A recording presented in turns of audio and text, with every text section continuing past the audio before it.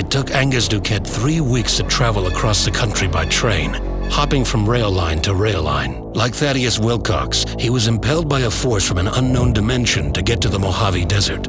But still, he could not resist his nature as a notorious serial killer, the clown with no paint on his face.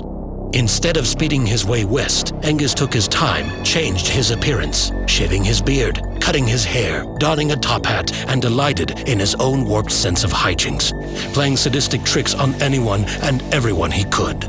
Some conductors reported a strange figure advancing towards their train, riding atop an old handcar, engaged in what could only be described in modern times as a nightmarish game of chicken.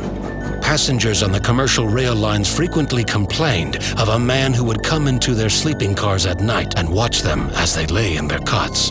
But many of the warnings went unheeded and were largely dismissed. On the morning of February 19th, Loretta Beauregard left the Abilene Union Pacific Passenger Depot in Missouri for her long trek home on foot. Loretta didn't realize that she was being followed. Angus waited for the perfect moment to strike. He viciously assaulted her, leaving her for dead on the tracks. She would have died a brutal death that day had one of the rail crew not seen her and made a daring rescue at the last possible second. Angus was having fun making these frequent detours and pit stops. One could argue too much fun, that he had lost the momentum. The last train Angus hopped was perhaps the most serendipitous, however. It was a traveling carnival.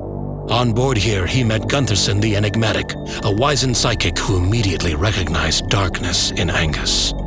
Having encountered many a broken soul at the carnival, Guntherson tried his best to draw Angus to the light. He convinced Angus to help the carnival set up on the fairgrounds in the small town of Last Chance, Colorado.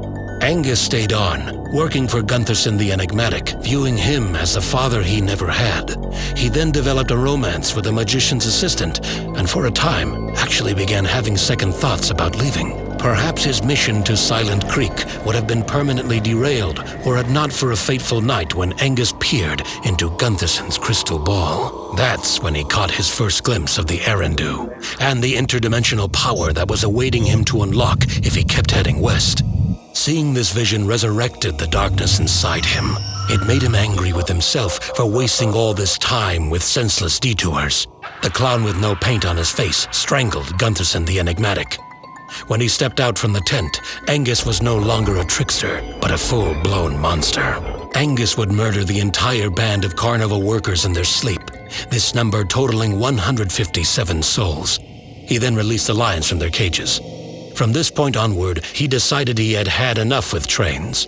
Angus was determined to walk the rest of the way to Silent Creek.